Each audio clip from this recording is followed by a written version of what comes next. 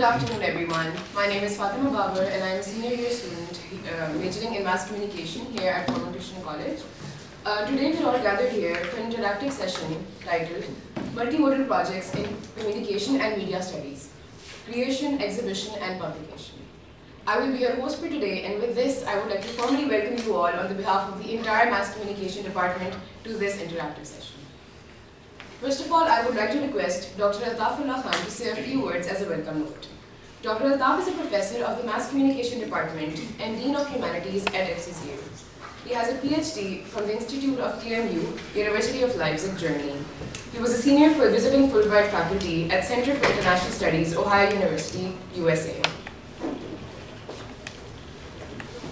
Should I use this? No, sir. We don't need this. Okay. So thank you, Fatima, for the introduction. Thank you, Dr. Firasa, for inviting Dr. Carpentier.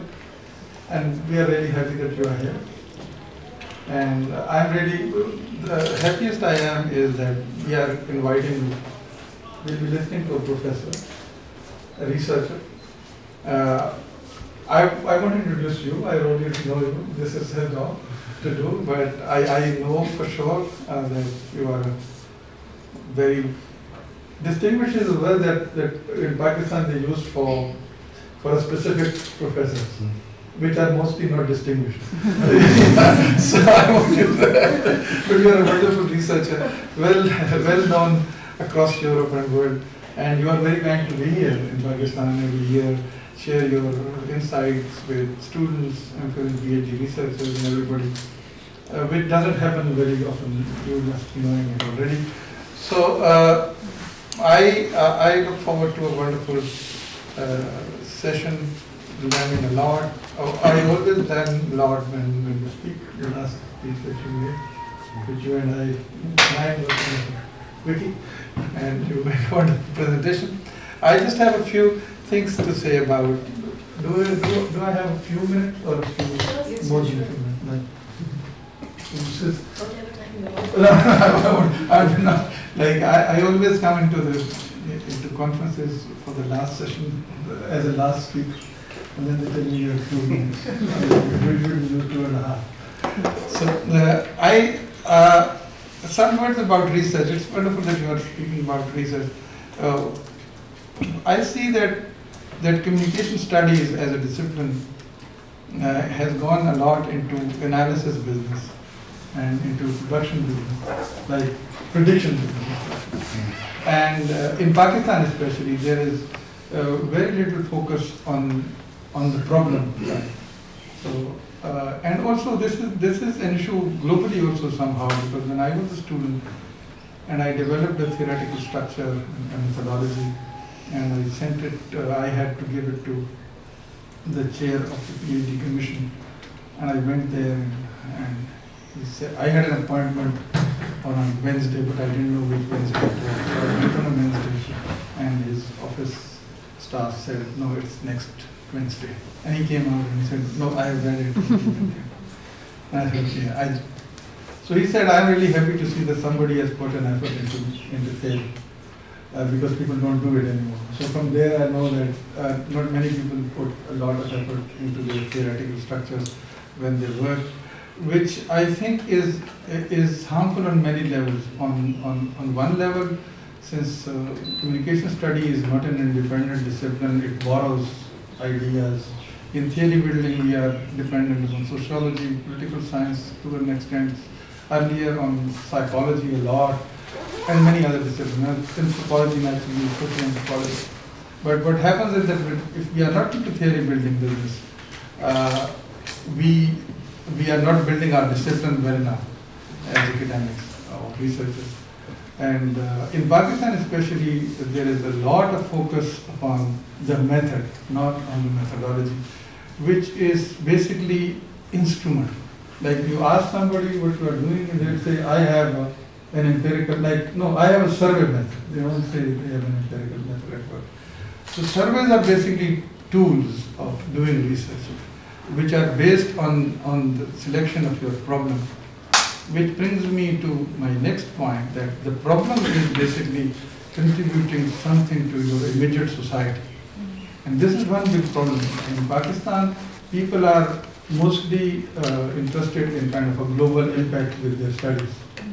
And I remember this again from my professor. I presented my PhD project at the University of Leipzig, and he looked at me and he said, this is a problem we find a lot among students, scholars coming from the developing world, because they think that once they do their job, like they finish their research, the problem of the whole society will be solved. What happens that the wider your theme goes, the less emphasis is there in in-depth analysis. Like I get requests from friends who are working in Karachi, would you please circulate this survey in Lahore and also in Peshawar and maybe in the tribal areas, because I come from all these areas, I live here. So, and I always am really at a loss to understand why aren't we developing a structure that focuses on the problem immediately, first and foremost, and also, like again, I'll cite my professor, when a student used to present, and then he used to ask, what's the impact? How would it benefit? And students used to explain, and said, no, how would it impact your immediate society, like immediate community where you live? And this is a big blind spot in Pakistan, unfortunately. Like I have taught development support communication for many years, and I used to tell students, it's easy to do, like just look around. If your immediate vicinity is clean, if there is clean drinking water, if there is good enough sanitation and green and stuff, students couldn't grasp that most of the time. Because this is a structure that we have built on something which is abstract.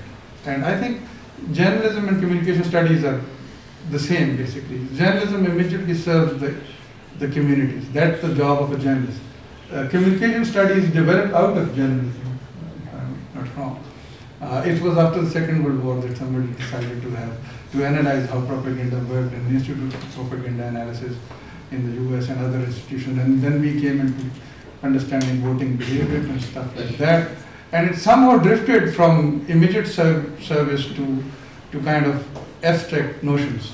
And in countries like ours, where we have second-hand access to many things, we just take them from the middle and say, okay, this is what we do. We do a survey, and then we have a discussion, and then we write a research. Now, I'm saying this because last year I had the opportunity to sit in, I think, 9 PhD defenses, and I saw the work. And these were very good contributions. There's no doubt about it, but they had some basic human flaw, our contribution to society. So I look forward to your insights, and thank you very much for being here. I'll be leaving before 3 o'clock, but it's not I have a prior commitment, but I'll be back. Thank you. Thank you, Dr. Rahman. Next, I would like to request Dr. Firasat Jabeen to introduce her topic to us. Dr. Firasat is a chairperson in Mass Communication Department at FCCU. She did her PhD with Fulbright in Rhetorics, Communication and Information Design, and she has been teaching here at FC since 2009. Hello everyone, Assalamu alaikum and a very good afternoon. First of all, I am so glad, and it's really an honor to have you here, Nico. I remember when I met Nico the other day, soon after he arrived to Pakistan. I met him a day after he arrived at a dinner, and that's where I requested him for this talk. And I said something to him that I would like to reiterate. Coming to a country, a developing country, where the field of mass communication and media studies is still developing, where field of mass communication is at a burgeoning stage, coming here, helping us learn, helping us grow, and giving us an opportunity where we can engage in the exchange of ideas. I think it's amazing and it's terrific.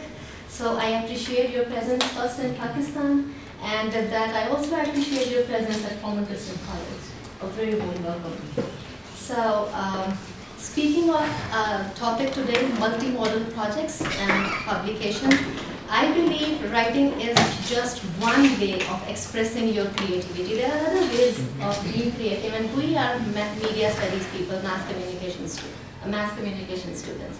So Nico is going to talk about the importance of multi-modal projects and what can be the possibilities of publishing audio-video projects. I started attending and presenting at IEMCR from 2018 to 2018 was the first year when I presented at IEMCR, and that time it happened in Portland, in the state of Oregon, in the US. And there, for that convention, Wendy Chen, who is a famous new media scholar at Simon Fraser, she was the keynote speaker, and I had the opportunity to go listen to her. And what she said is relatable here. So Wendy says that this technology, computer, has totally changed the notion of communication. So it has changed mass media to you media. See, what's the slogan of Apple company? Apple, they say everyone can create, everyone can code. And same is the case with Adobe. I think Adobe is the industry's leading software company and it has brought editing and production to all of us. So internet communication is definitely changing this whole notion of communication, and I believe this is changing the way we publish academic works. My senior, Dr. Altaf, is here. He knows way better than me, but to my mind, in our country, our academic regulating body, which is commonly known as Higher Education Commission, HEC, is largely dominated by Babas. By Babas, I mean like some old school professors who think that only a written piece of work, a conventional written piece of work, is publishable, but that's not the case. The other day when Nico and I were talking about this, Nico said that, well, this used to be the case in Europe as well. However, things changed. And it's been maybe since last decade that they have now started recognizing and they are accepting multimodal projects as well, like the audio-video projects. So your topic and your talk, I think, is very timely and important. With that, I would also like to talk about this fact that at FC in mass communication, so far we only have undergrad program, which means we have 4-year undergrad level BS program. However, we are going to begin our postgrad program in few months, and this facility, so we have faculty here and we have undergrad students who are eager to learn from you today how they can publish their works if they produce any. This facility where we are here, this is called our media center, and this is a new facility. We have studios here, we have editing stations, we have audio-video lab. We began this facility, well, next month we'll have first birthday of this facility. In terms of infrastructure, in terms of production, we'll have its first birthday in a few months. So your talk today is very timely and important. So I look forward to a great learning experience today. Thank you. Thank you, Dr. Kasi.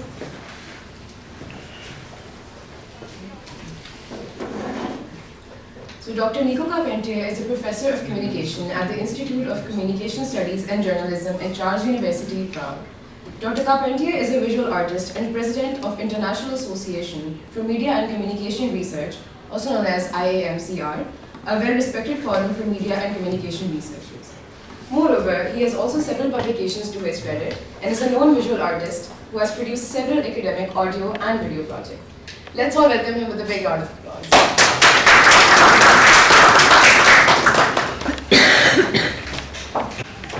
And thank you for all the wonderful introductions. You almost made me blush. But it's good to be here, and thank you for, again, the wonderful introductions and the hospitality, and for allowing me to share some of my ideas with you, but also for engaging in dialogue with you about these quite novel ways of approaching knowledge, because that's, if you want to summarize what I'll be talking about and what I will be showing you, these are, within an academic context, experiments that allow us to rethink what knowledge production is, what it means, and how it actually intersects with knowledge communication. So that's a bit Now we can all pack up and go, because that's basically what I wanted to tell you. But anyway, more seriously, and if you don't terribly mind, I'll stand, if that's okay. You'll survive? Okay. Good. Because this is so much easier in life. So we can go to the next slide. Usually I put publications and references at the end, and then I realized that I always forgot to show that slide. So I've learned my lesson, I put them at the beginning.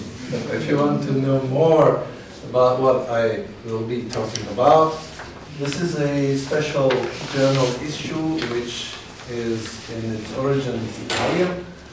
It's published in Milan in English, and this edition deals with arts-based research in communication and media studies. It is edited by me and a Finnish colleague, Johanna, and it contains quite a lot of examples of what I will be talking about. So this will help you. It's open access, so it's free for download. You can simply have a look at it and read more about what I will be talking about. So if you go to the next one, one of the most important rituals of academia is writing. Our identity is constructed through that practice. Our teaching is constructed through that practice. Our entry points are constructed. Our rites de passage, our rituals of passage in English. The thesis, it's actually a written text. And that is a vital instrument for learning, for teaching, for exchanging knowledge. It has a history in academia of several hundreds of years. It's a method that we tried, that we tested, that works. It's one of the better ways to produce and archive, make accessible knowledge. So I won't say anything bad about, because I love books. Whatever I will be talking about is not a critique on academic writing. Academic writing is vital. There's actually a threat that we will move away from writing and go into different areas of exchange, which I think would be a loss. Writing is not an easy technology. It's actually quite painful, as you know. If you write, then it takes time and energy and effort. But it plays, because of that, I would even argue, a vital role in academia. So there's nothing wrong with it, and we should protect it and preserve it as one of our key modes of communication. But I would also like to argue that it's not the only one, that we can use others, but not to replace writing. And this is not an argument for replacement, this is an argument to complement what we do when we write, and using other modes of communication, which brings us into the area of multimodal communication.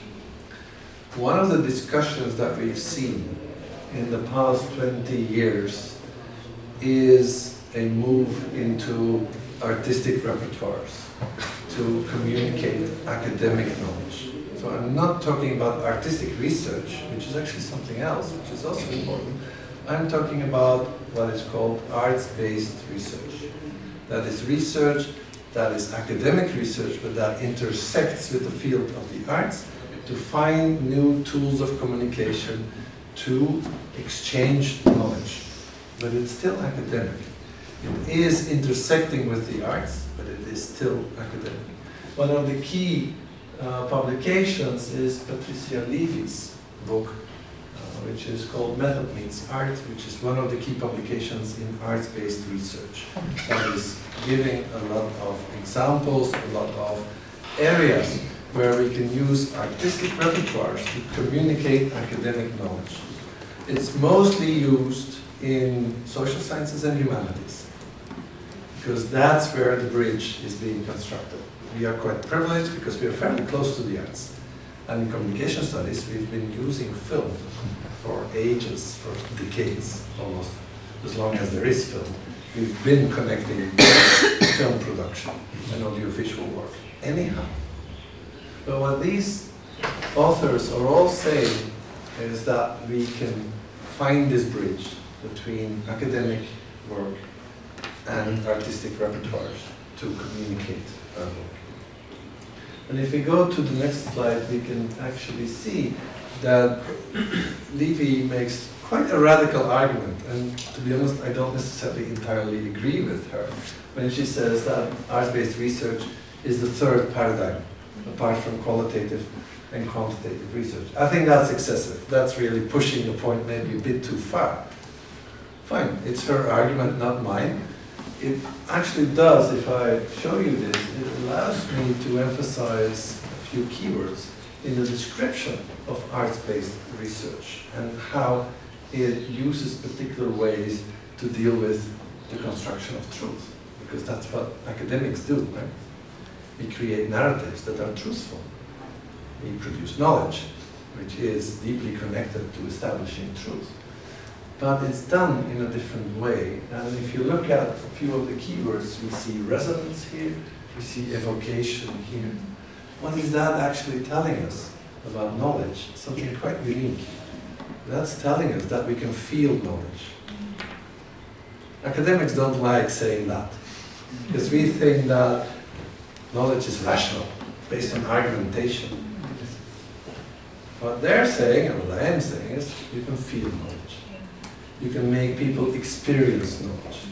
And what arts-based research is experimenting with is our ability to make audiences, academics and non-academics, make them feel knowledge, experience it. Make it resonate with them. And resonations, resonances here, that actually means that you interact with it, not on a purely rational way, but on an effective way.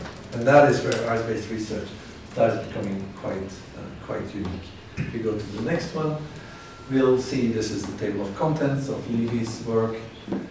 And it's really interesting to look at all the titles, because you can write fiction as an academic. Poetry. Music. My favorite. Dance. You can dance your research. Not everybody is capable of doing that. I'm not one of the people that would actually try to use my body as a dancer to express knowledge, but it's perfectly possible. You can actually imagine a way of communicating research through the medium of dance. And that's, if you want to have an assignment for students, dance your project. It's really worth a try. It's challenging and it's really hard because it requires training. Yes. Lots of training if you want to do it properly. But you can do that.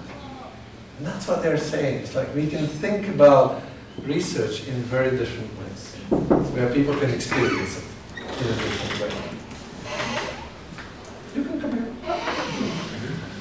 But it's more, this is a classic for communication and media studies film.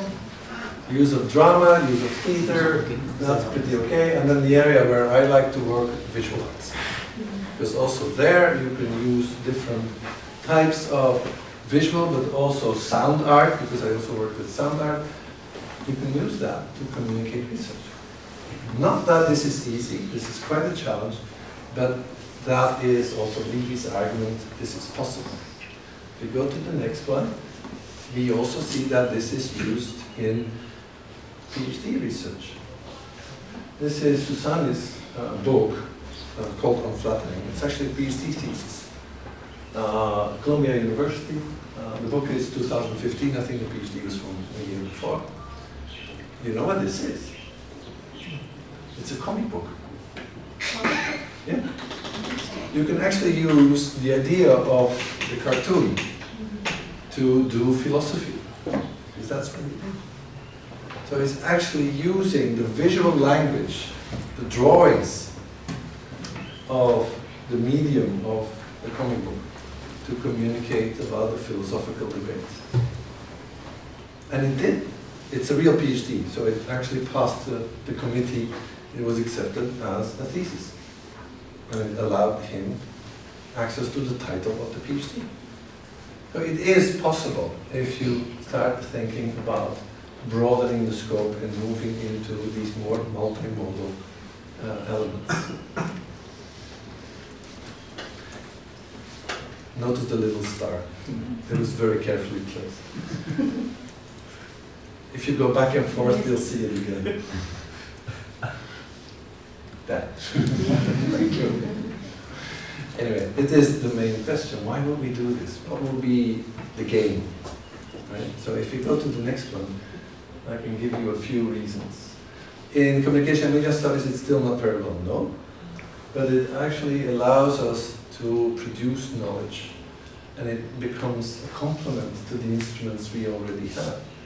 Having experimented with it quite a lot, I actually learned to appreciate it as a tool to not only communicate knowledge, but also to produce it. Because that's a bit of an important footnote, and that's what you see there with the integrated ways of doing. Sometimes we look at science communication as something that is separate. Right? We first produce our knowledge and then we communicate it, as if they're two separate processes. Because they're not. The moment we start writing, our tool, our writing, is actually part of the production of knowledge. The language we use, the structure we use, structures our knowledge as well. You can't just disentangle academic writing from academic knowledge production. They're one. The way we write is actually the way we produce knowledge. Or to put it in maybe slightly provocative terms, language writes us. We just don't write language. Language writes us. We are co-determined by our communicative tools, and that is part of knowledge production. So using more artistic repertoires also allows us to integrate the practical ways of doing art with knowledge production itself. It becomes integrated, it becomes one. Because once you start producing knowledge, you're forced to ask all sorts of questions. How do I represent this? How do I dance my project? And that makes you think about your project in a very different way, which is part of knowledge production itself. They're not disconnected, they're integrated, they're part of one. And that makes it really precious. Second, I already mentioned this, the expansion of knowledge. What we call knowledge is often driven by a very rationalist model. And I would argue that also the effective dimensions of knowledge are important. Being able to feel knowledge is an important expansion of the definition of knowledge itself. But it's actually quite realistic, because if we would be a bit more honest to ourselves as scholars, we would also acknowledge that feeling is always part of what we do as academics. We just don't emphasize it and we don't talk about it. But the effective dimension of knowledge is important and has been important for as long as academia existed. It is simply not discussed explicitly very often. Thirdly, reason is that it makes our identities, or subject positions as I call them, it makes them more complicated, because we can actually become hybrids. And the term that Sinner uses is artademic when it comes to arts-based research. You can be an artist and an academic at the same time. That's actually quite an interesting experience, to be more than one identity. Because obviously humans are made out of a multiplicity of identities. Identities are our building blocks, and we use many. And of course in academia we tend to privilege that academic professional identity. And what I would argue is that if we start looking at hybrid identities, it becomes quite interesting for us to experience that possibility of overlap between, on the one hand, an artistic identity, labeling yourself a visual artist, and an academic identity, labeling you a professor. And for the record, because you kindly put visual artist in the introduction, I didn't do that. We were talking about that. Actually Google did that. Right? It was Google that created that identity label for me. When you Google my name now, you actually find visual artist. I never put that there. I'm innocent. Google did it, which is a separate discussion when it comes to identity formation in the world of digital media, but it was nice to see, because that actually is what I try to be. It's a combination, a hybrid combination of identities. And that allows me to enrich both identities.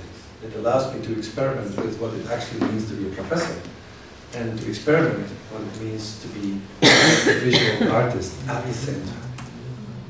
And that, when it comes to how we see ourselves, is quite an interesting experience, and it actually helps us to enrich academia as well.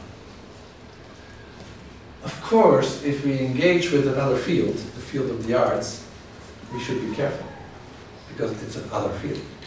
The rules are different, and this is using field in the way that Bourdieu uses it, right? Field theory as developed by Bourdieu. The field is semi-closed. It has its own rules and characteristics. It connects to other fields, but it's still specific. There's a wall with gates, but there's a wall around it that makes it specific, and that makes it very policed in particular ways. Academia is quite strongly policed, discipline, but also the arts is quite strongly policed and disciplined. You can't just enter. If you enter somebody's house, you're supposed to be a bit polite, right? That's basically it. You need to be respectful towards that other house, that other field. So if I, as an academic, because that's my starting point, if I move into the field of the arts, I have to be careful, because I have to be respectful to the rules of that place, of that field. And I might not always, and in the sense I'm lucky because I do know the field of the arts quite well, but you have to learn all the different rules. And there are a number of structural differences. The way that ethics are used in both fields is actually different. And that poses, of course, interesting problems as well, to also reflect about academic ethics, how far you can push things, and when an artistic freedom, which is actually quite strong, would conflict with academic notions of respect and avoidance of harm.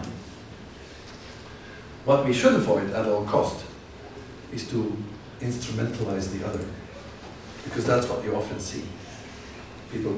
Professors go into the field of the arts and they say, I can just use a few things and I'll just do my stuff and I will make you my instrument without engaging in a dialogue with you. And that is something you need to avoid. It needs to be a respectful intersection between these two worlds, and they are different worlds. They're very different spaces, actually material spaces. You know the concept of the white cube? Ever heard of that, white cube? If you go into an art space, what color is dominant? White. White. It's all white, right? And it looks like a cube. Yeah. So art spaces are white cubes. That's the dominant way of constructing an art space. It's very different from a classroom. Even the spaces are different. The locations of display are organized in very different ways. So you have to deal with different orders, different structures, different cultures, different ways of doing it. And lastly, another reason why it does matter is that you can reach different audiences. And that, before you leave, I can connect to what you were saying. Because yes, this is about reaching out to society. This is about connecting with another world that would never read academic books. And this is one of the charming elements, because all of a sudden when I organize an exhibition, I'm in a luxurious position that I can talk to my audience that actually comes to visit something I made there. And as a writer, I can't do that. I hardly ever sit next to a person reading. If I produce an installation and actually literally physically somebody goes in and comes out, I can be there and say, how was it? That's pretty different. And that allows, again, for a totally different relationship with your society. And allows for a different kind of dialogue. So in that sense, I very much connect to what you're saying, and that gives you the cue to run. My timing was impeccable, I think.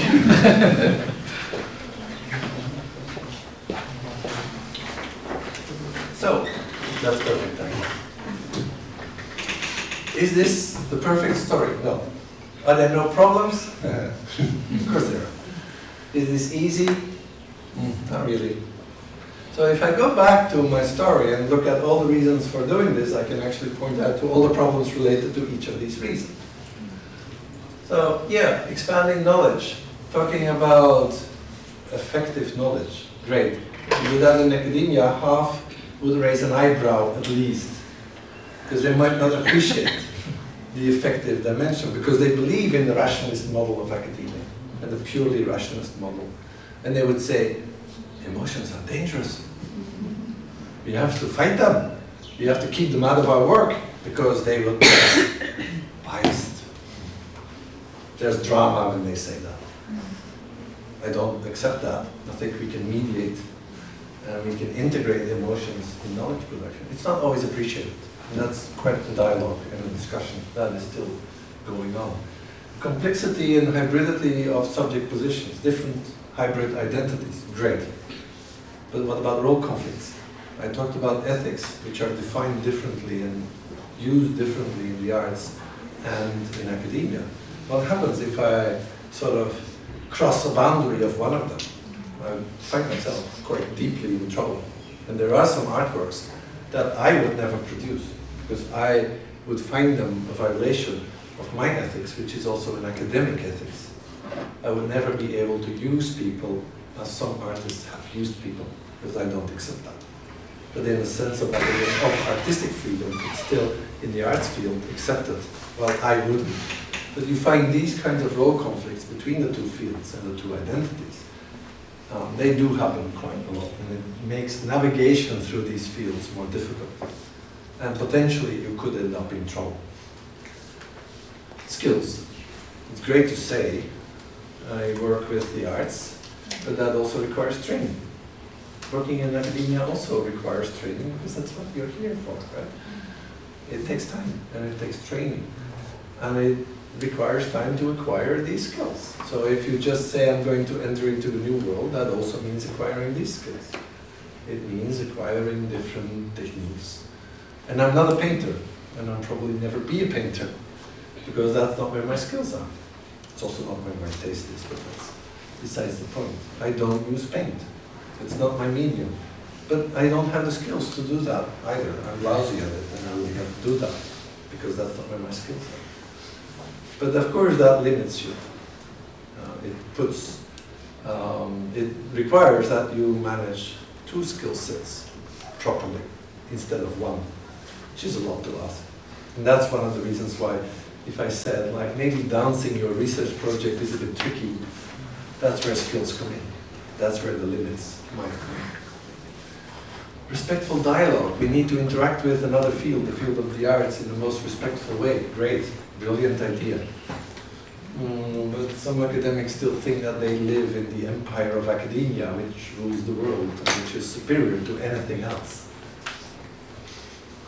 Doesn't help if you have to engage with a person that believes that he or she is an emperor and the center of the planet.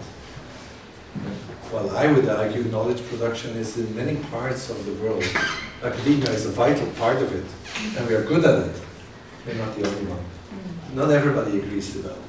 And again, that creates conflicts within academia, which also means not only in academia, because also in the artistic world, we do weird stuff, also from the perspective of artists, because we are hybrids. So also traditional artists might not always accept what we do, because we're these hybrids that talk about knowledge and talk about research. Now, in the meanwhile, the arts in the past decades has become much more reflexive and has become much more narrative. If you look at the artwork is usually not any more isolated. It is always combined with a narrative. And that makes the interactions with the arts much easier. If I would have done this 30, 40 years ago, it would have been much more difficult because of also changes in the arts. It has become much more possible. But traditional artists can also be a bit snobby. They can say, did you have any formal training? And then I would say, sure, not. Then you're not an artist. So then you, of course, go into also the problems of acceptance by the artistic field. And finally, great to say, I'm reaching, and now that Ardeen is no longer here, I can go to the downside and the problems with interacting with society. It's great to say I'm going to use the arts to reach out to broader audiences, and that is true, and did not contradict myself in any way, but the white cube is not welcoming everybody either. the white cube, to enter, you need to have particular knowledges. You have to understand what art is about and appreciate it. Otherwise, why would you go there in the first place? And there I can go back to Bourdieu. The distinction, the distinction. The core idea that taste, cultural taste, is connected to position in society. Of course, that also affects this kind of work, because if I produce artistic work, my audience is not endless. My audience is expanded, yes, but it will reach groups that know how to appreciate art. And that means it will reach other groups, no. They will be left and excluded, as much as they are excluded by academic work. So there are limits. A lot of art-based research really celebrate this argument. They say we can reach anybody, and I do not agree. The white cube is very, very exclusionary. It does limit. So we should not be over-optimistic, but very realistic in acknowledging the importance of artistic approaches, but also acknowledging that we still exclude people from the communication of our knowledge. The special effect is worth being silent about for a second. So how did it start from? Let's move to a more practice-based narrative. How did it all begin? Well, that's the perpetrator. I did a very long research project, which is actually more or less still ongoing, in and on Cyprus. Small island in the Mediterranean, characterized by intense conflict. Still divided into two parts. North is occupied by Turkey, south is Greek Cypriot Republic of Cyprus. So a very, very troubled history. And also, as for me, for the research, a place where I felt, and still feel, that I can do a lot of good work. I did a research project, a large research project on community media on Cyprus, because they were deeply connected to conflict transformation. And it was one of the locations in the world where we could actually find community media organizations that were very committed to peace, and that were actually contributing to bringing, and this is their studio, they were committed to bringing Turkish Cypriots and Greek Cypriots together and to have them produce media content together to overcome the divide. So for me, a great project, being interested in both conflict, community media, peace building. These are all my research interests. So that was a great project. I finished the book. And then normally academics do one thing. They start talking about their book. They go to other places and they have lectures. They start telling about how great their book is, basically. So that everybody knows about the book and everybody can quote them, right? That's how it works. That's pretty boring.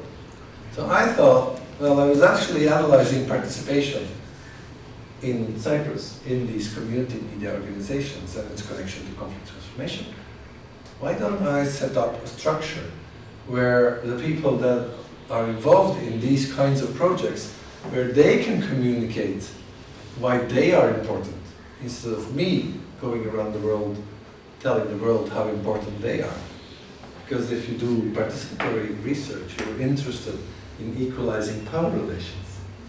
So if I would be the one talking, I would disempower them. So I thought, let me empower them. Let me create a context where they can talk, communicate about themselves, strengthening and strengthened by the research I did on Cyprus. So that became Res Publica. Because the way I wanted to activate it was through the arts. So I organized a project together with a gallery and an art center, which is called LIM, that's the logo, which is in Limassol, in the south of Cyprus.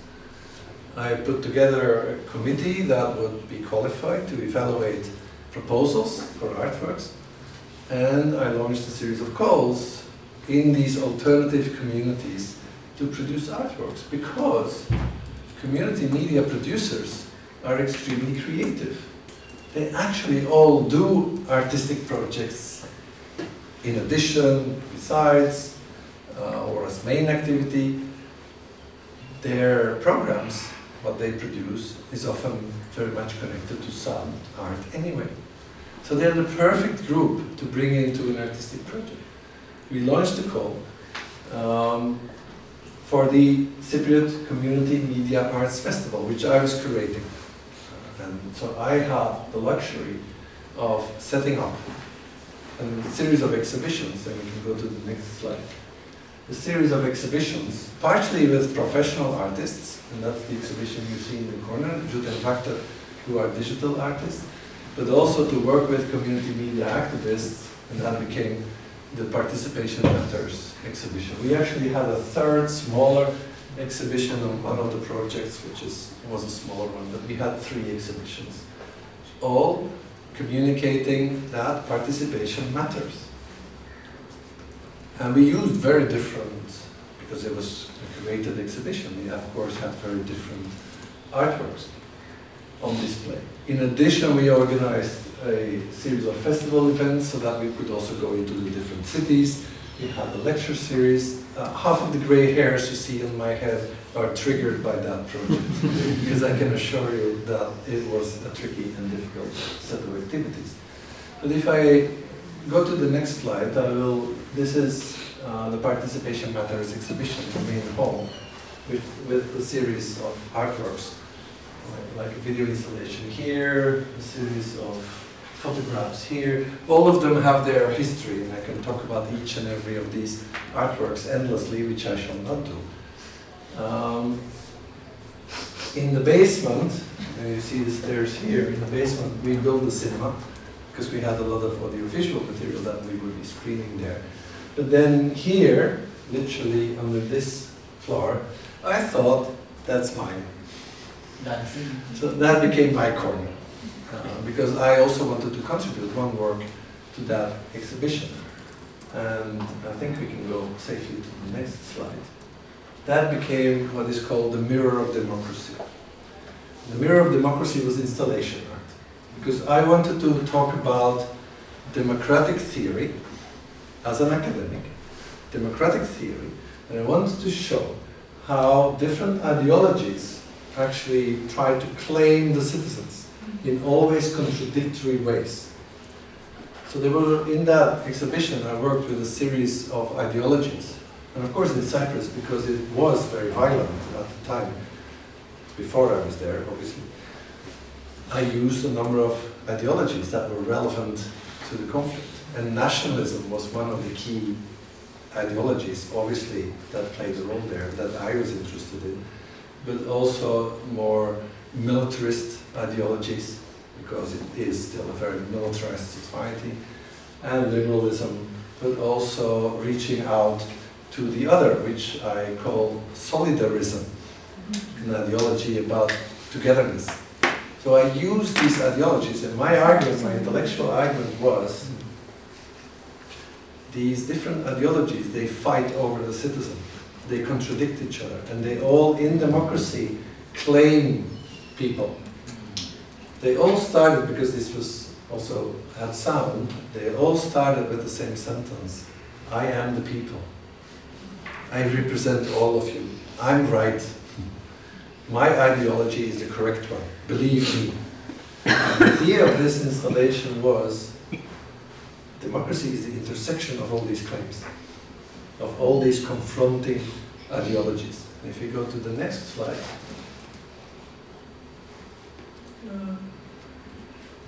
not sure if it plays. There should be a play button. No, okay, no worries. The funny thing was that this is installation art, and installation art has to be built. Right? You know my name is Carpentier. So I hired a carpenter. My carpenter.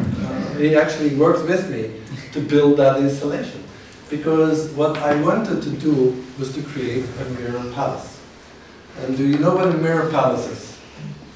Have you ever seen it? It's a maze made out of mirrors. And you go in, usually as a child, you bang your nose against every possible wall inside, and then eventually you find a way out. And that's fun. But so I use that model of entertainment because it's actually on fancy fairs in Europe, you would find them a lot, especially in Europe. It's less popular now, probably because people really were banging their faces into the walls and it's no longer. But the mirror palace is a maze of reflections, which is very confusing. And so I wanted to show ideological struggle and confusion. I wanted to show contradictions. So I used a mirror palace where people would get lost, because we do get lost in democracy. We get lost in these ideological struggles that all pull us into different directions. So we constructed this maze, that was the starting point, and then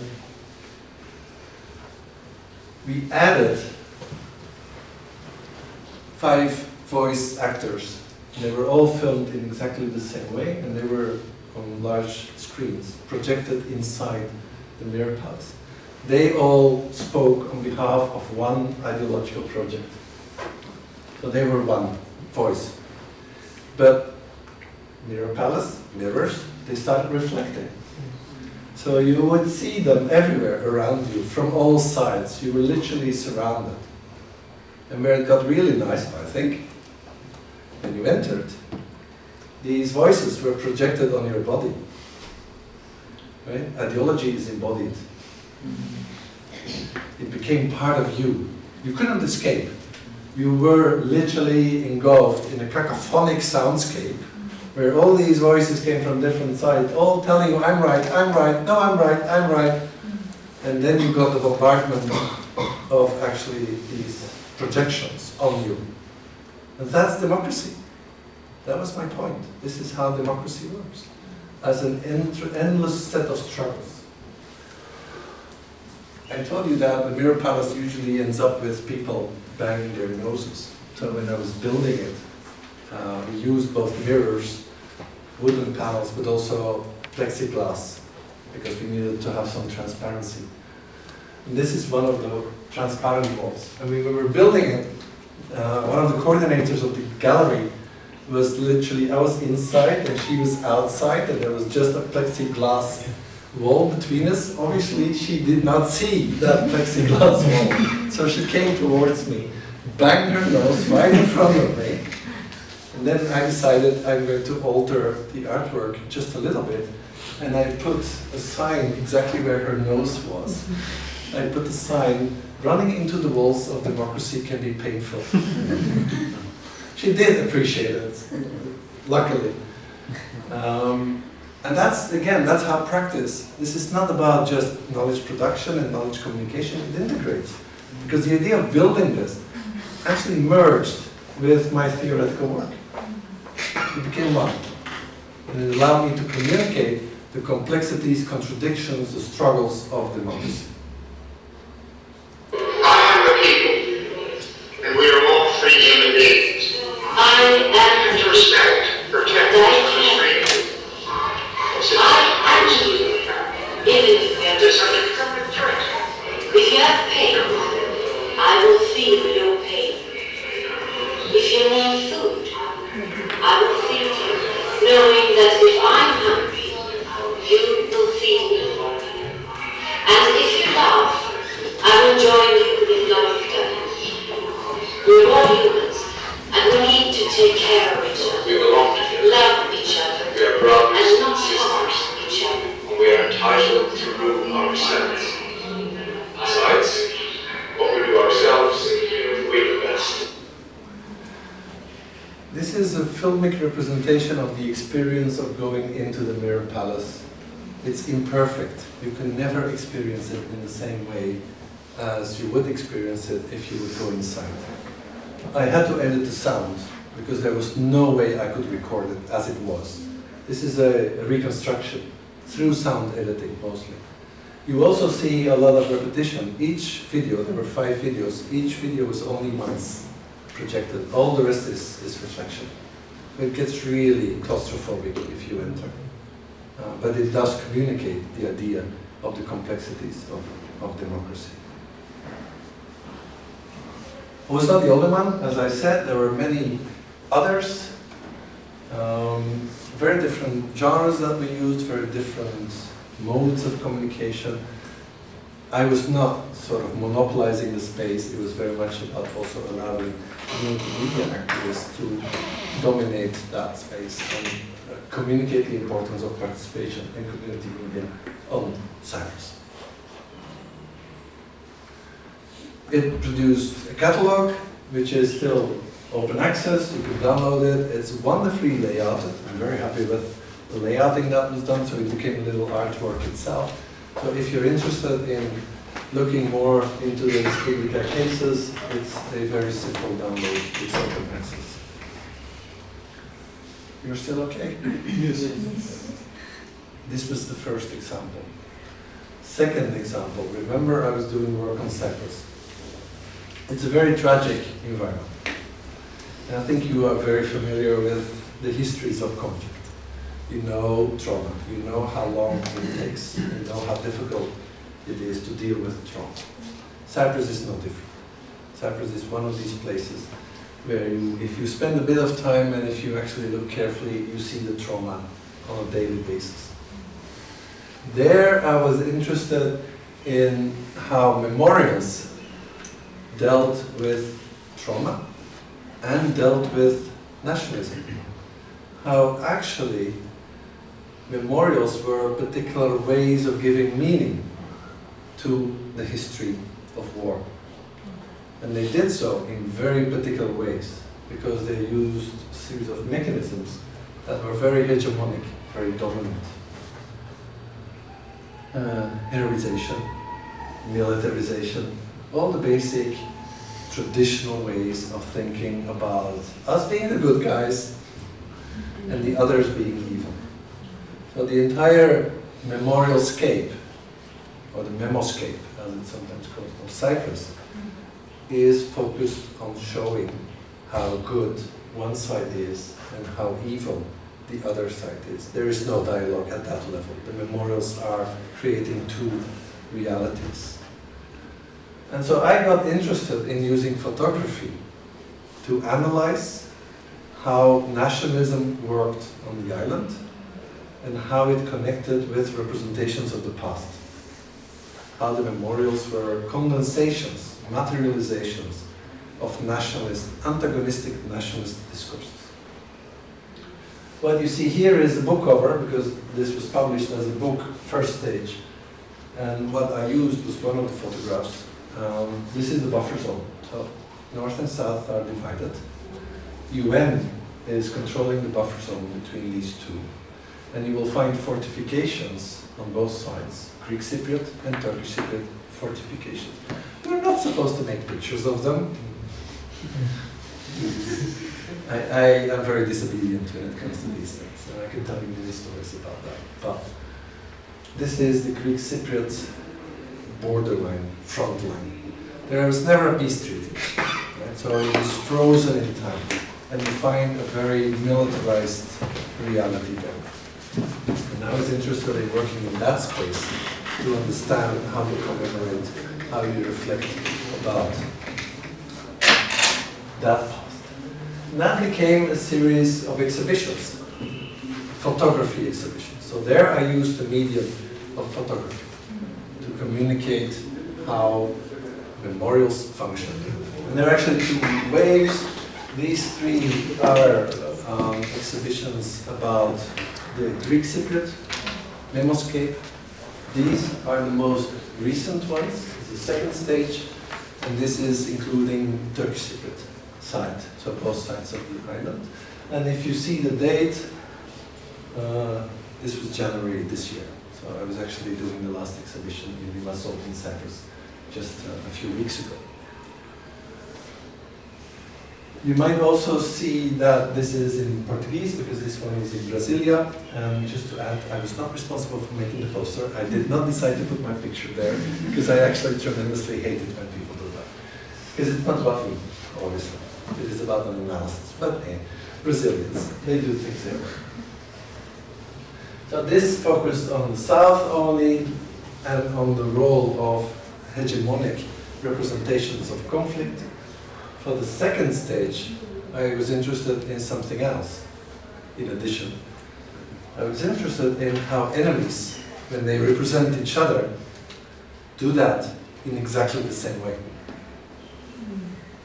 Identity works in both ways. If we define the other as enemy, we define ourselves through that process.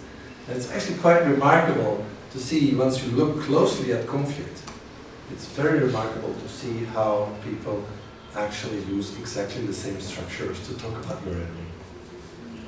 Cyprus is a fairly small island, by the way, and it has a shared culture, obviously.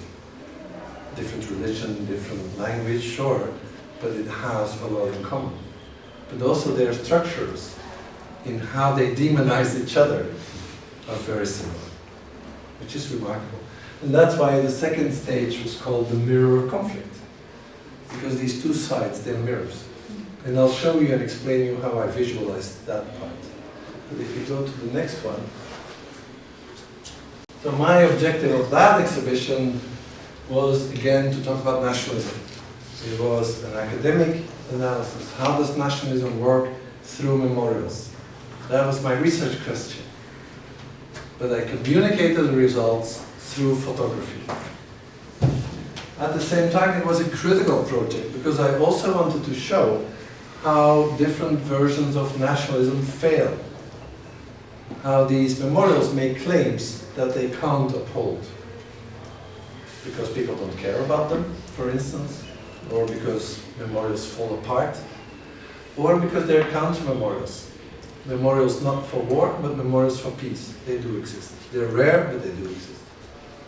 So I wanted to bring in a critical analysis that would actually move beyond academia, reaching diversified audiences. And if we go to the next one.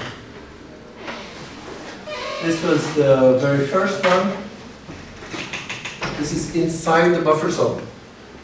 So the home for cooperation is surrounded by checkpoints, both sides, and lovely soldiers and all these wonderful barbed wire bunkers, all this stuff.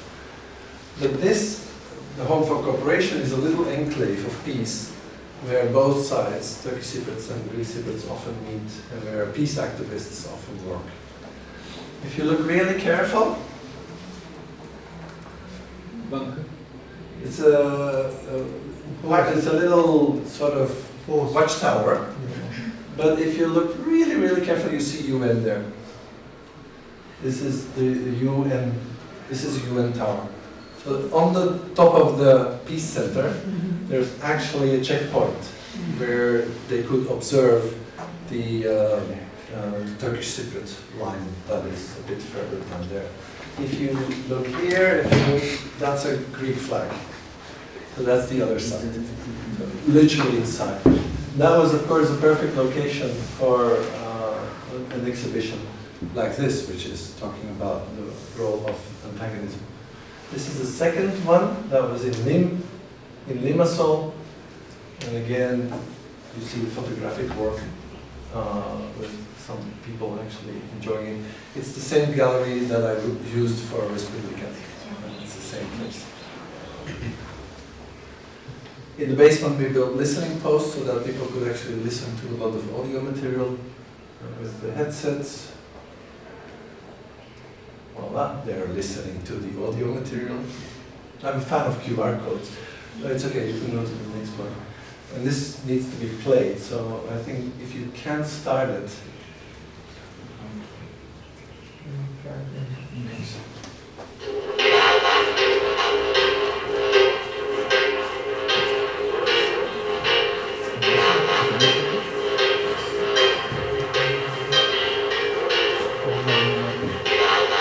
The music is Brazilian dub, if you're interested.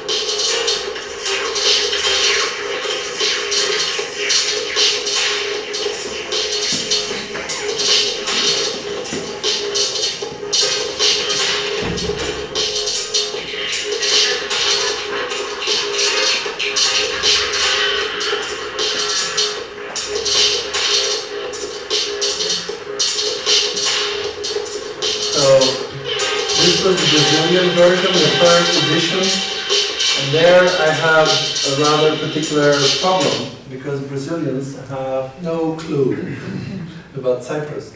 So there I built a second exhibition on Cyprus itself, explaining the Cyprus problem.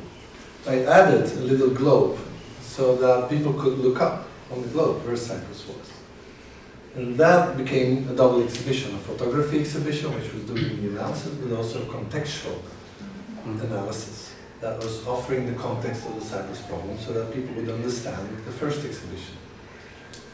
If you write a book, you have a context chapter. It wasn't different, it was the same logic. Then I moved to the second stage, and this was actually quite recent, and this became the comparison constructions of the study on both sides, showing similarities. This was again in the Home for Cooperation, and if we go to the next one, this is the January exhibition that was in Limassol in the 6x6 gallery. And just to explain, the photographs were on metal stands. So I didn't put them on the wall anymore. They were on metal stands that were actually quite mobile. They could move like a forest together. And because I was doing a comparison north and south, I created panels so that photographs could be on either side of the panel, so that I was communicating the similarities through the positioning of the photography. So the stands were vital in always having either duos or triplets, so that people would be forced, as spectators, forced to do the comparison, forced to understand that they were actually comparing north and south on different dimensions, different chapters, different analytical components. Example 2. You're still good? I won't go on endlessly, but I think that when we made the arrangements, I at some point got the message, you should talk at least 90 minutes. And I thought, only 90 minutes? As you can see, I can go on for a while. The third one, third example, has not to do that much with humans. It has to do with animals. Or if I can use a different vocabulary for a second, it has to do with human animals and non-human animals. And it has actually a reflection to offer on how in our societies we silence nature. How we force nature to be disciplined and to serve our needs. How we instrumentalize it and how we exploit it. But what I was interested in this project was also to look for tools, how to unsilence nature, how to create a set of representations that would allow nature to have its voice heard more loudly. Of course, nature speaks to us, but it's good to amplify it once in a while. And this was an amplification project. I was interested to analyze the mechanics of silencing in combination with strategies for unsilencing, driven by an ideological analysis which is looking at the role of anthropocentrism. Because of course we are still extremely anthropocentric. We think about ourselves as the center of the universe. And the animal world is sort of a second-rate actor in the play. There are other ideological projects that try to reframe that, which are called more ecocentric ideologies, which try to think about synthesis of humans and non-humans. We think often still in terms of hierarchies. And this was a project that thought about these hierarchies, but also tried to develop strategies to overcome these hierarchies. And that became the silencing, unsilencing, or some nature project. And I'll show you some, because that has a long history and that will take a bit of time to explain. So if we go to the next one, I'm going to actually teach you your first Czech word.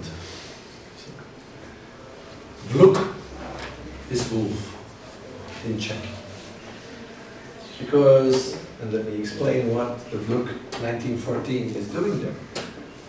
One way that humans have been silencing nature is in a very literal way. We kill them. We destroy them. Wolves, also in Pakistan, as I actually checked, are not necessarily our favorite animals. And they are under threat all over the planet. Because they compete with us, right? They are predators, so they compete for space, they compete for livestock, because they need to eat, and we humans actually have a claim on some animals. That creates competition, and the competition often resulted in wolves being killed at a large scale. And in many, many countries they're struggling to survive because they're very close to being eradicated, to being completely erased. This memorial, because it's a memorial, was the last place where the last wolf was shot in what is now the Czech Republic. So in the Czech lands, or Czechia as it's sometimes called. 1914 in the Sumatra forest was the last wolf. By now some of them have returned through Poland and other neighboring countries, but at that moment they were gone. There were no wolves left in the country. And that happened in a lot of European countries, but it also happened in a lot of other countries all over the world where there were wolf populations. But if we look at, so now you know, vluk in Czech is wolf. Not that I speak Czech, but that word I don't know. We also silence nature symbolically. It's not only materially by killing. We actually create narratives about them, which are about how dangerous they are, how lethal they are, how problematic they are, how much of a threat they are, and thus need to be exterminated. Fairy tales. If you look at all the European narratives about wolves and the fairy tales, wolves are not necessarily portrayed in the best possible way. And for the record, we actually know that wolves are very social creatures and that they have their social hierarchies. If you have a wolf pack, they actually manage to negotiate really well, and they have a power hierarchy which is not exclusive male and female, because there's actually an alpha male and an alpha female wolf in the wolf pack. So it's actually quite a sophisticated society they have. We don't talk about that, we talk about the teeth and how they actually threaten us on a permanent basis. A lot of the narratives, not only, but a lot of the narratives are about the wolf as a threat, which is a form of symbolic silencing by portraying them as evil. And if you want to have more contemporary films, as examples, 300, which is my favorite example of Orientalism in film, it also is actually utterly problematic in the representation of the wolf. Because if you look at the wolf in that movie, it's a monster. And it's the monster that gets killed, because that's the test of the masculinity of the new king of Leonidas, that needs to show his masculine power by killing the monster. That's not a wolf, that was a monster. That was totally disconnected from how wolf society works. But this is how we silence animals and silence wolves. We can look for strategies to unsilence nature. And there, and this might surprise you, we can actually go to post-colonial studies. Because in post-colonial studies, what Edward Said and Spivak have been doing is to develop strategies of fighting back. One of the core strategies that Said developed for the post-colonial subjects to regain agency is to write back to the empire. Driven by Michel de Certeau's work and his discussion on strategies and tactics, where tactics are the way to counter dominant strategies that are oppressive modes.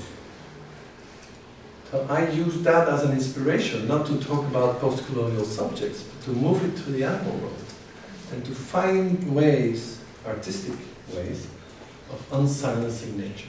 Not that nature is not capable of speaking for itself, because it can, but to amplify that voice and to bring in a critical analysis of how we deal with animals, but also to find a way of enhancing their perspective on the world, not the human perspective. It started in Sweden, in this case. Sweden actually has a large wolf population. It's one of the Nordic countries that obviously is quite a decent habitat for wolves. And they still do have some in the middle part of Sweden. Fabriken is an art center in Stockholm, the capital of Sweden. They invited me to do sort of a project on basically silencing, unsilencing, on the relationship humans and nature. So I started working with them. They asked me first to come and do a workshop with them, and then COVID struck. I was stuck. I was at the time not living in Sweden, so travel was a problem, so I developed a different mode of organizing a workshop because I didn't have a choice, basically. But I created a series of videos. And these videos, you can go to the next one. These videos were dealing with silencing and unsilencing nature. So what I did was to create sort of a little online course in how does the silencing and unsilencing of nature works, what are the basic mechanisms. And I organized a series of activities, actually assignment videos, as I call them, where youngsters, because Fabriken was working with fairly people of 16, 18 years old, I would develop a series of assignments where they could produce photographs to unsilence nature themselves.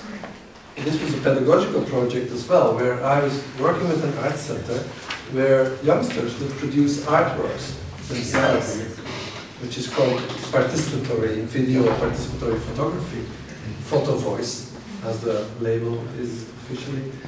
They were producing these participatory artworks in collaboration with an art center to unsilence nature. They would select their topic. Could be a tree, could be an animal, could be anything. They would select a topic and then produce photographic works that would show the silencing of nature and the ways of unsilencing it. And that became the starting point of this silencing, unsilencing nature project. This was then brought into a workshop, and if your Swedish is a bit good, this is basically looking for participants for that workshop where they would actually then use the method and the participatory toolkit I developed. And this is one of the workshops. It's a white cube. It's a gorgeous picture. I didn't make this one. But there you see coordinator, Daniel, and a group of youngsters that were actually thinking about unsilencing nature, which I thought was always fun. And they started producing photography. These photographs, by the way, will be used in an exhibition in a few months' time. So I'll be a curator, but not of my own work, but of their work, showing that they can unsilence nature, which is another variation of the kind of work I do. But then I had worked a lot myself on silencing and unsilencing nature. I had used wolves as my own project and created a series of wolf portraits in the attempt to silence and unsilence nature. And I started using them as a separate exhibition. So I took them out of that project and they became a separate project which is called the Wolf Talks. And if you can read, you might see that it was actually here at the University of the Punjab. But it was also in Okara. Exactly. So it traveled a bit. The last one was in, where is the Swedish one? Here. This was in Uppsala in Sweden. So it moved a bit. What did I do? Now originally, and it all started, I had made my wolf portraits. These wolf portraits were quite specific. And if we go a bit further, I'm going to show them. This was a series of 12 portraits, but I did a bit more. What I actually did was use layers. One was the portrait of the wolf. Remember, I was stuck in Prague. So what did I have? The Prague Zoo. What did the Prague Zoo have? 4 wolves. Hey, meet the 4 wolves. So I spent a lot of time, not in the cage, because I'm not that stupid, observing them, actually making portraits of them. One of them actually got to know me quite well, because I could recognize that she was recognizing me, which I found fun. Wolves don't look into your eyes. That's a very aggressive thing in wolf language. They glance at you. And if they glance at you, they know you. That's how you know. So I used the portraits, but then I wanted to have a visual representation of human violence towards wolves. How we actually treat them in rather problematic ways. So I added a second layer, the cat face filters. So they look ridiculous, don't they? That's intentional. It's not disrespectful. It's actually saying this is what we do with them. We put them in a cage and we stare at them, which is quite problematic. Wolves actually like to move, right? Cage, move, doesn't go well together. It is quite restricting for them. So I use the cat face filters, which is something that we humans use to look like animals. I turn that around. So that, in a way, I was showing that this is a quite silly thing to do, A, but also to show what we do with them when we stare at them. Does that always work in practice? Staring? Of course not. Wolves, they're pretty clever. So I was there so many times when Czech visitors brought their kids. And they were standing in this glass wall, because the enclosure had glass walls as well. And they were standing there with their kids. And then sort of the girl was going, "Mommy, where are the wolves?" Nothing, right? Because these wolves, they're not going to come and sit and pose. That's not what a wolf does. They were just lying there somewhere behind the trees, not showing themselves. So then the parents said, like, and this is literal that I heard once, like, you can go and see the elephants. They're right behind us. They're much bigger. Because an elephant could never hide himself, obviously. So they actually will resist this oppression. They have ways of bypassing. And I wanted to emphasize that agency with the third layer. The third layer is the text. So I added philosophical questions, where the wolves were actually pretty clever. And they were asking philosophical questions to the visitors, such as, do I have agency? Do I control this space, or does it control me? What am I in the zoo assemblage? Can I resist material enclosure, confinement? So these were the questions that, of course, I as a human created them, I know that. But in a way, I was using empathy to speak on their behalf, to show that they were actually quite clever, and second, to ask questions about their position, about material and discursive restrictions and resistances. But then for the wolf talks, and if you can go back one, for the wolf talks, I wanted to add one dimension. I wanted to add voice, because the wolves talk. So I wrote a speech for each of these 12 wolves, where the wolves would speak to the visitor. And the wolves are quite clever. They know Derrida, they read Foucault, they know their philosophy quite well, and they use it against us humans to show how oppression works. I had them because in different locations, in Sweden and in the Czech Republic, I had them translated in the local language, in Czech and Swedish. They were also in English. But the wolves would lecture, because they were actually quite arrogant. They were quite confident that they were precious, that they were valuable. So they spoke back.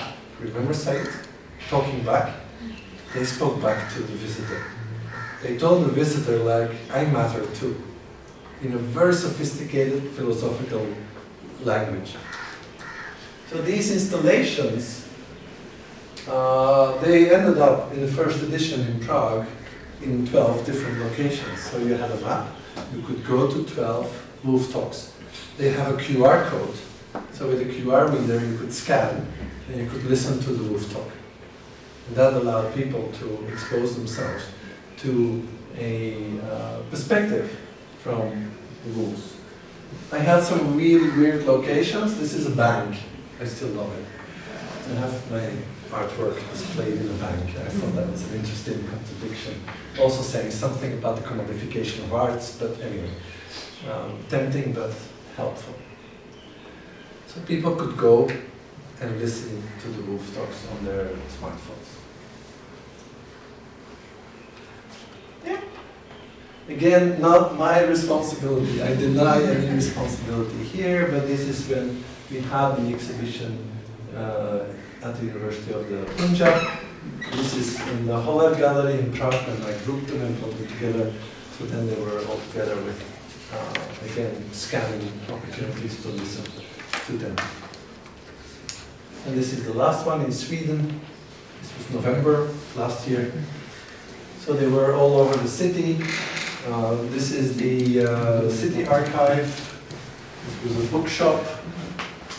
This was another shop where you could actually see them in the display. Again, same principle. People walked around and could listen to them.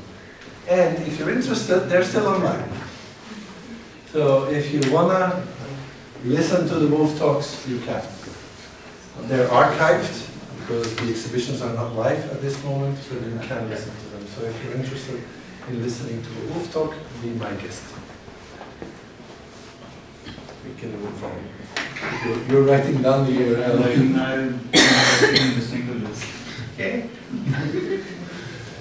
But then, to slowly start wrapping up. What do you do with this? Right? Great. Wonderful artwork throughout different cities all over the world. Fun. Great. People can see, listen, think about it. But as an academic, I also wanted to write about that project. So I turned it into a loop, where I was not only being an artademic, but I switched back to being an academic for these kinds of analysis. Because I wanted to write about the dynamics I was creating myself. So I was often using autoethnographic methodologies to allow me then to, as an academic, reflect about these projects, both what I was doing. This is an example on the wolves, but this is an example of the participatory projects we did with the youngsters at Fellfabriken. They had one project on plants, on the distinction between weed and plants, and that became an article on the right to flourish. So that's an academic perspective. And if we talk about also going to the practicalities, if we talk about what you can do with this to also get academic credit, nobody's stopping you from actually publishing regular articles about this kind of work.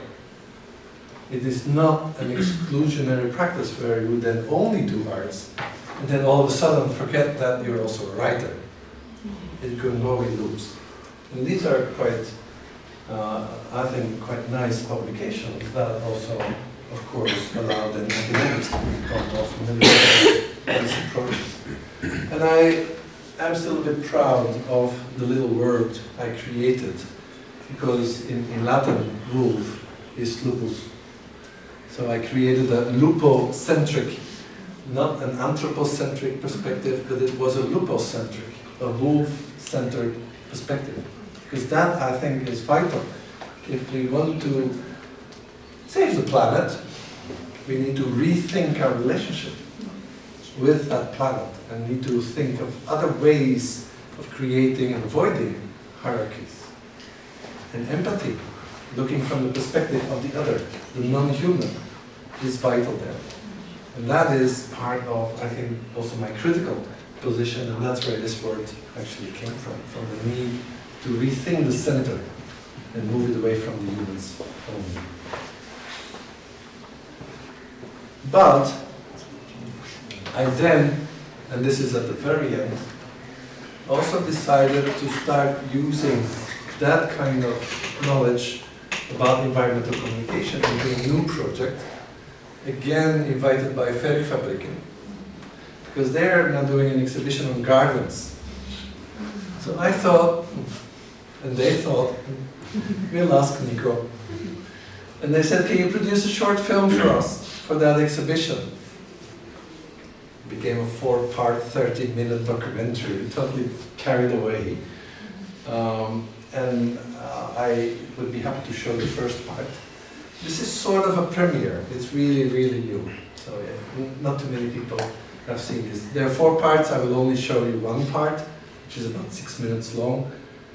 But it's the same question. How do we silence and unsilence nature? And in this case, how is the garden actually a very important symbol of anthropocentrism? Because the garden is the space where we as humans totally control nature. Where we decide that plant goes here, that tree goes here, the fence, the road will be like this. This is a site of total control of nature. It's a really interesting place to analyze, to see how the power dynamics work out. When people saw it, because some people have already seen it, people that usually like gardening hate me, so I should probably warn you. Because it's a very critical analysis of the role of the garden, because it actually argues that a garden is a symbol of oppression of nature. So I had a few people that really responded in rather angry ways because I was destroying their pleasure in gardening, which I thought was quite funny. But that's a bit my pleasure. This series of video essays, it was filmed in France. So I was in Paris and in Lyon. So I actually used the time there to film the French garden. French garden is quite specific because it's hyper-controlled. It's the most controlled garden in the world. They use gardens as sculpture. And if you look at, and that's the poster, if you look at the use of geometric forms, this is obviously man-made. Normally, to my knowledge, a tree isn't really square. Correct me if I'm wrong, maybe, but this is where you see human intervention and where nature becomes an object of sculpting. So let's try, see if we can, we have to start it somehow.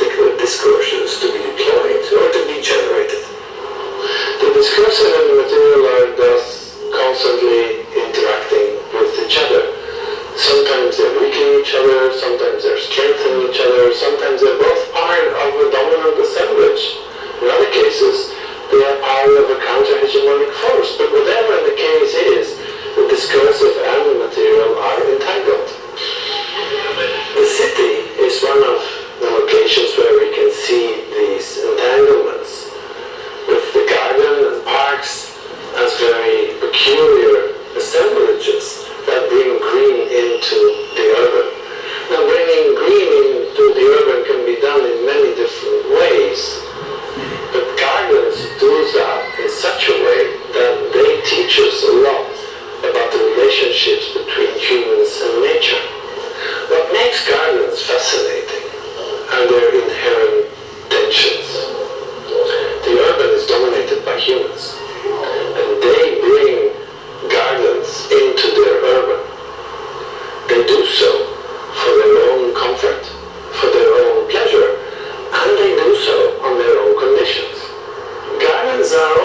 material constructions, and sometimes their constructedness remains very visible. But they are constructed to serve human needs. At the same time, they are liminal spaces. They are outside the urban, they are segregated from the urban, and they remain different from the forest. In gardens, nature is not a dominant force. In gardens, nature is tamed and domesticated. Gardens become a symbol of human control over nature, structured by discourses of instrumentalism and dualism. We see nature as building blocks, as instruments, as tools to create pleasant environments. For instance, we can throw water into the air just because we can and because the sight pleases us. And in doing so, we position ourselves and our culture as distinct from nature, as hierarchically superior. This logic of control and hierarchy brings in another logic, a logic of segregation, setting the garden apart from the urban. Fences, often sumptuously decorated, are vital instruments here as they set the garden apart from the urban. Still, gardens are part of the urban. They're close to it, as road traffic and the noise that it produces often reminds us. At the same time, gardens are highly regulated places. The fences with their gates allow and disallow the presence of humans at particular times. For instance, not allowing humans to enter the park at night. The logics of segregation also works inside the garden with pathways segregating the areas where plants can grow and where humans can walk. We find a multitude of barriers and in some cases signs indicating where humans can walk, where they cannot, and which barriers they can actually transgress. These pathways are there to protect humans trampling vulnerable plants, but they're also guiding the human bodies in their materialities through the garden.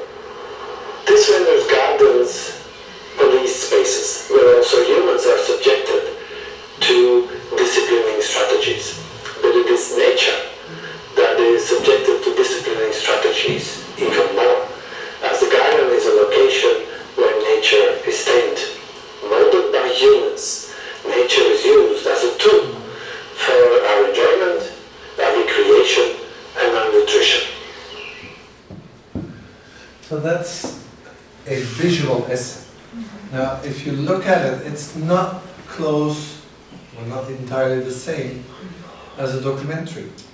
It is still an academic reflection that is using the language, the visual language of the documentary. And again, it's a hybrid. It integrates different components, more philosophical, theoretical reflections, combined with the visual dimensions of this analysis, actually showing, illustrating what I'm actually analyzing. You've noticed, and I couldn't help also playing with drawing, because I actually like to integrate sort of the pure image with hand drawings on the image. Sorry for that, my habit. But what I'm trying to show, for instance, in the logics of segregation, is of course all the fences that you would find around these gardens in France. And that again strengthens the analysis, I would argue. If you go to the next one, this was then used in a series of workshops that triggered again discussions about the relationship of humans, again the silencing and silencing dynamics. And I'm now, and then we go to, again, actual publication. I'm now talking to a Spanish journal, which is called Tecmerin, to have that essay published as an academic visual essay. So if we talk about multimodal production and knowledge production, we talk about video, installations, whatever, we can use them in a multimodal way. We can use them in processes, artistic processes, workshops, where participatory arts is supported, for instance. We can use them to write about, to publish about in more traditional academic formats, but we can also, if it's audiovisual material, publish the video as an academic publication. So if and I have published before in TechMeeting, that counts as academic publication. These journals have peer review. They actually have a status as an academic publication. So for anybody that is evaluating this, if you talk about the nitty-gritty practice of academia, if they are evaluating my CV, these publications count. My only negotiation with TechMeeting is now because it has 4 episodes and I want to have all 4 integrated, so I'm now actually trying to get 4 publications out of it, which is sort of a bit funny. A bit too much, probably. But I don't want to integrate them in one, and so we're looking into a series that will be published in this journal in TechMeeting. Another publication that I've used, actually that essay, visual essay, is still being pressed, should come out next month. This is the Journal of Science and Technology of the Arts that also publishes visual essays. So in that journal you could also find it. My point is, again, there are different outlets, there are different ways of communicating. It's not only how we produce knowledge, it's also how we share it. And there we still have different opportunities. These journals, like TechMeeting or the Journal of Science and Technology of the Arts, are quite rare still. You really have to look for them. A lot of them are focused on film studies, which is very restricted. But they do have a number, and these are the 2 I know best.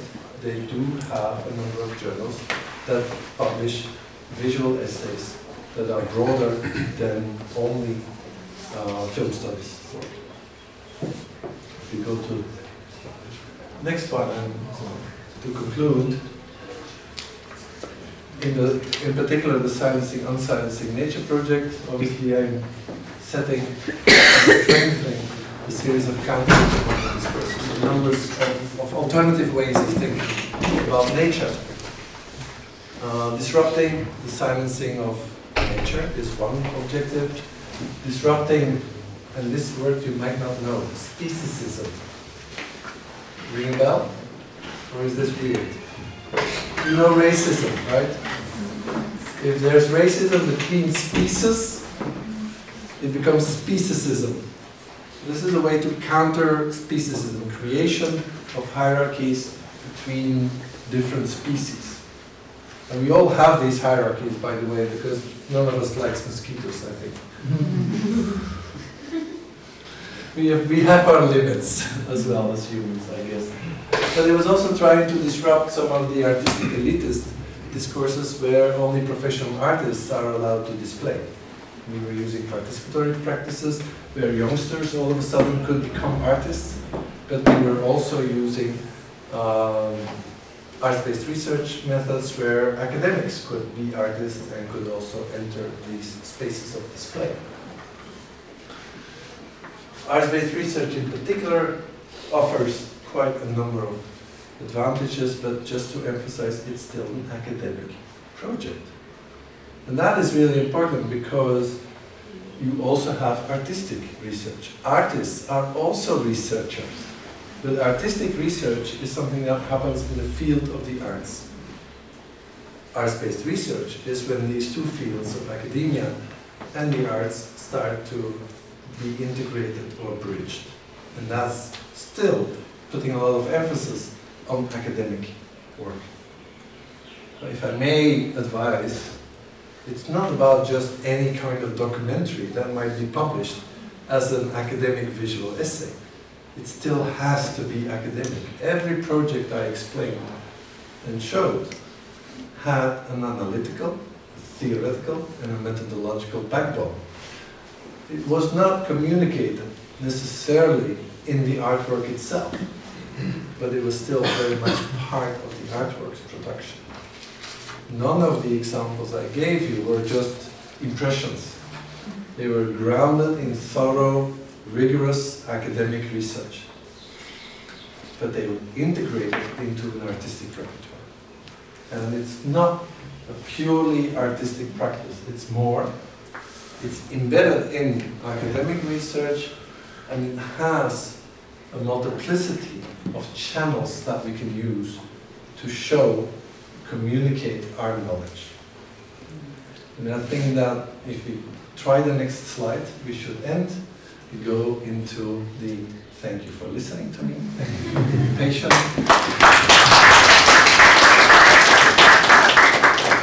Thank you so much, Dr. Carpentier. That was definitely very helpful and informative for, I'm sure, all of us. Let's proceed to the question and answer session now. Everyone, feel free to ask any questions that you want.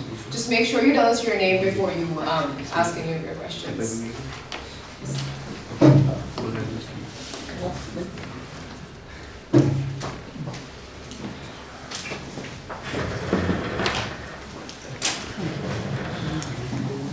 It was really remarkable, the entire work, your journey, your experience. I'm Dr. Anna Muzammil, and I teach at Mass Comm department.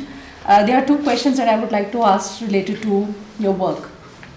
For any artwork to be accepted, there's a certain set of capabilities that the receivers need to have. So in your experience, especially with reference to exhibitions, how did you draw that public attention and made people understand your standpoint? So first is that, and the second is related to objectivity in your different projects. So as a visual artist, you do enjoy your own standpoint, you have your intellectual liberty, but how do you also make sure that you have that ground of transparency and objectivity when you publish your work, and you make sure that it also has some kind of academic sanctity? So these are two questions I was interested for your feedback.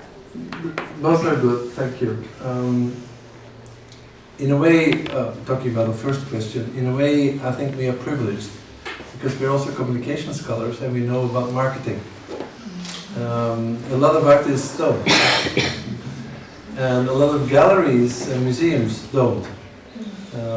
What in almost every case, what I did was also take control of the marketing campaigns, because I happen to know that too, which is really practical.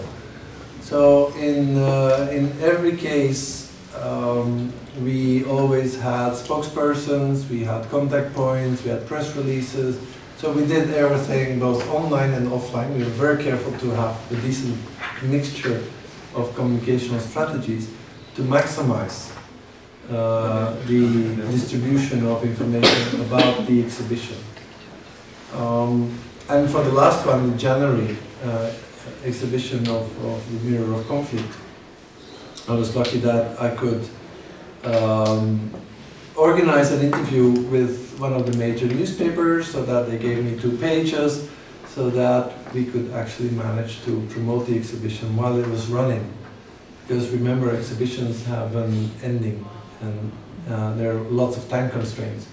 A lot of the smaller exhibitions, unless you go into the Tate Modern where you can stay for months, but smaller exhibitions have a fairly short duration. So it's high intensity work for marketing campaigns for these kinds of exhibitions. You don't want people to know about it when you're closed. Yeah. So it's a bit particular in that sense because it really has to go quick. But if you are knowledgeable about marketing strategies, you do know how to do the PR campaigns for an exhibition. And I'm in that sense in a luxurious position. I think that, sorry, in some cases the gallery people or the art center people were really surprised, and afterwards sort of flattered me by saying like, well, we actually learned from you, not just sort of the arts project, but the marketing campaign was really helpful, so that we could see how it's done in an efficient way by somebody that actually knows. So that's important, and that's another skill set, but we're lucky there because we have that. Objectivity and more in general, the academic nature of an art-based research project is really extremely important to protect, because you don't want to give the impression that it is a pure artistic work. because then you cut all the ties with academia and it stops being an academic hybrid project. So you need to have a series of strategies to ensure that the academic nature is protected and communicated. And the one is how you do research. And I would argue that a lot of the arts-based research projects that I've been doing are not necessarily that different. Yes, they interact with the visual, they interact with the creation of meaning that the exhibition is, or that the photography is, or that the installation is. But my process for generating theory, for doing research, empirical research, I mean the nationalist use of statutes, that was a research stay of a year, running around the island, looking at all the memorials and doing a pretty in-depth historical analysis. All standardized academic practice. So how you do the research is no different. The problem you have is how to integrate the communication on methodology, on theory, to integrate that in the artwork in a way that it doesn't destroy the artwork. Right? That's where the real problem starts. And there you have to start using all sorts of technical solutions. For instance, in the mirror of conflict, there is a photography. It's very, very visual, and it's meant to be. But from each of these clusters of the stands, there was a little booklet hanging on a wire that had footnotes. Footnotes are academic, they're non-artistic. So you bring in the markers of academia into your setup. But if you make it too dominant, of course you destroy the exhibition. So there, people literally had to bend over, go to the foot of a stand, take the booklet, and then they could read. And these texts were quite, it's sort of, in total, I think it's about 10,000 words of text. It's a lot for an exhibition. But people could read if they wanted to. If they didn't care, and being there, I saw quite a number of people totally ignoring the text. And I saw many other people that spent 2 hours there reading because it was about their history. And so some people read everything. And reading a 10,000 word essay while standing is pretty courageous. So what you do is you use markers. Markers of objectivity, of academic work, to integrate them in the artwork. Another marker is the use of chapters, which I enjoy doing. So the exhibitions, the photography exhibitions, they were actually chapters. Pictures were clustered, and they were literally analytical chapters. So that also I was in a position to visualize a structure of analysis. My main, because in a way this is a qualitative textual analysis of memorials. My main categories were my chapters, and these were materialized in groups of photographs. So you bring in markers, you bring in methodology through support texts. But the most fun part, and the ultimate answer, is that I'm there. And people ask, and you can explain.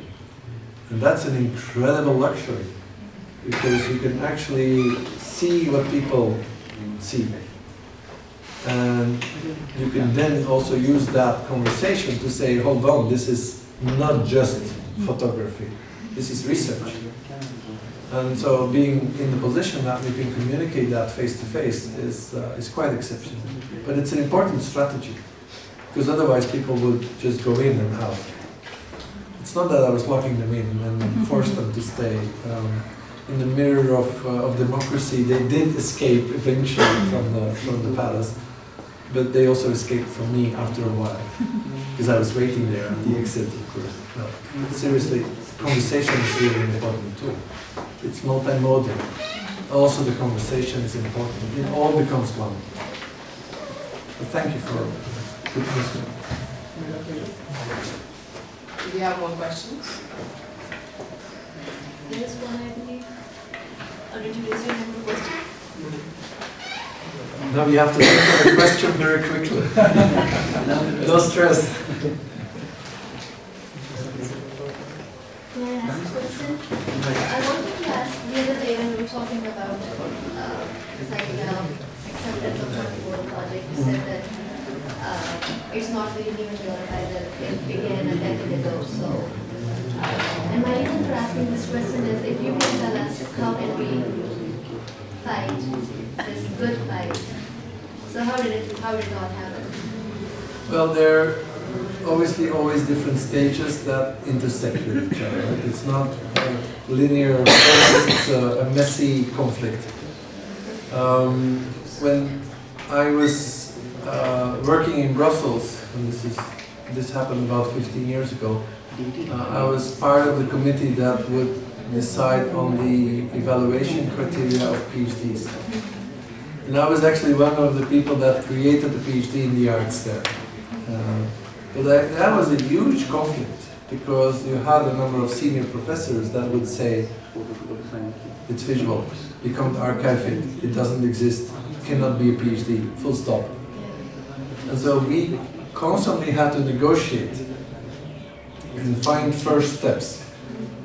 For instance, in the case of the PhD in the arts in Brussels, we negotiated that there would always be a written part and a portfolio, which was the artistic part. And that was a compromise. So we started with these kind of small steps where, on the one hand, there was an institutional need to have the PhD in the arts, but there was also a lot of resistance. Partially practical, like how do we archive this? Because archiving a DVD is not that easy in comparison to manuscripts. Fine. We managed to work around all these restrictions and these rather problematic positions. And eventually reached a compromise. And I think that's in a very Gramscian way. That's how it's done. You create alliances and you create compromises first. And you convince people, try. I think that's one part. That's creating structures that at least don't block it. Second part of this struggle is that you have to mobilize people to do it. Because if everybody runs into a wall and refuses to use these methods and never talks about them because they're not academic and not accepted, of course, that will never create change. So we need also a community of practitioners, people that do this kind of research.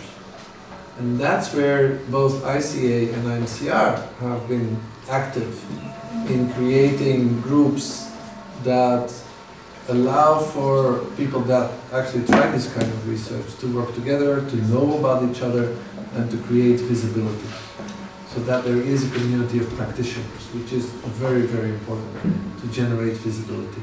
IMCR in its conference has a strand which is called Flow 34, and we have in IMCR 33 sections and working groups. Flow 34 is the audiovisual extra, which allows for both podcasts and audiovisual work to be integrated into the conference. Great. But it's the structure there that allows people to do it and that motivates people to do it. But then, that's the third struggle, and that's the most difficult one. It is to make sure that your accreditation systems and your evaluation systems are adjusted. In all the places I work, Brussels, in Uppsala, in Charles University, in Prague, we can submit this as a valid publication, as work that is credited, that is part of our accepted workload. And that is the key. And that means changing accreditation processes. And what I've seen in all countries where there was a community of practitioners, one of the first things they started pushing for is to revise the accreditation criteria so that this kind of work would be accepted. And again, going back to what I said first, you might need to negotiate, you might need to compromise. Not everything might be accepted as first. But now there is a tradition in different parts of the world Canada, for instance, is incredibly strong in producing this kind of work. They just call it differently. They don't call it arts-based research, but they call it recherche création, research creation. They use a different label. But it's integrated. The universities teach it. It's part of their evaluation. The students can do a PhD in it. So it becomes part of the structure. And these countries can be examples. You can refer to them and say, like, look, these countries have done these and these and these, created these and these structures, and we could learn from them and do our own stuff. I don't think you need to copy. You need to interpret and use. And the accreditation system is a absolute threshold. If that doesn't change, then it is not practiced. That's the biggest fight, I think. But in the 3 countries that I worked in the past 10 years, being Belgium, Sweden and Czech Republic, it was implemented. And I was evaluated on the basis also of the work that I showed you. The only problem is in the Czech database, I have to enter it in Czech, but that's a detail.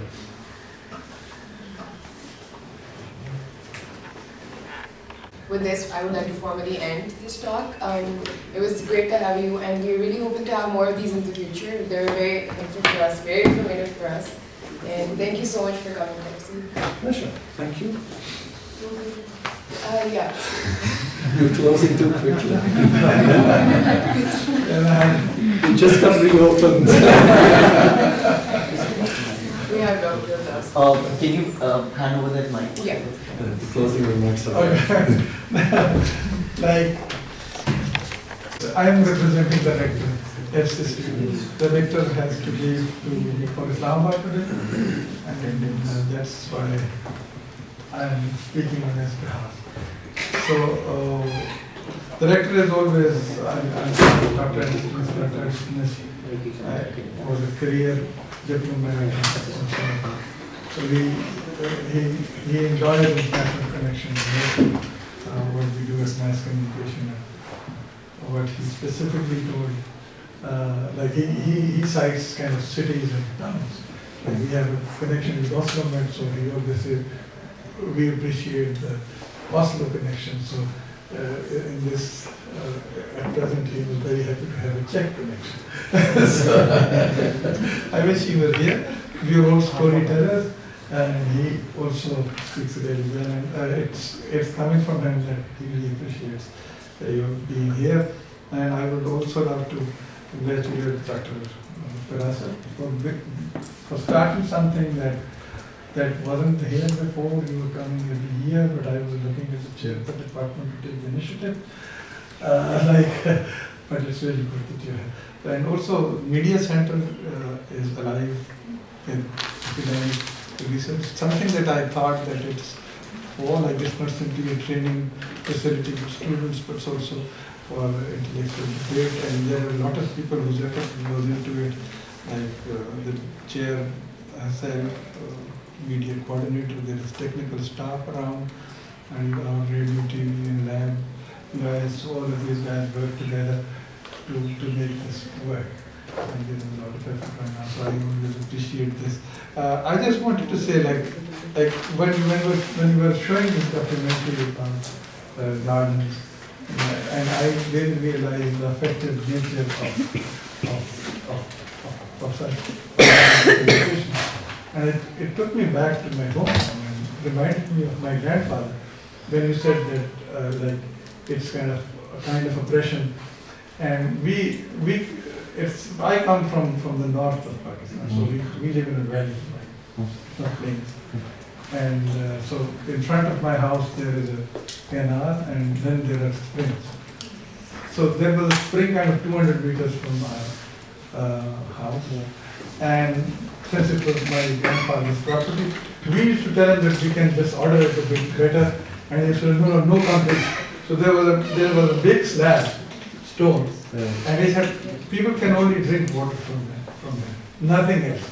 And he also didn't allow anybody to take water in bottles from there, because he said, it should be the way it is, don't touch it. And we didn't understand it, and why not?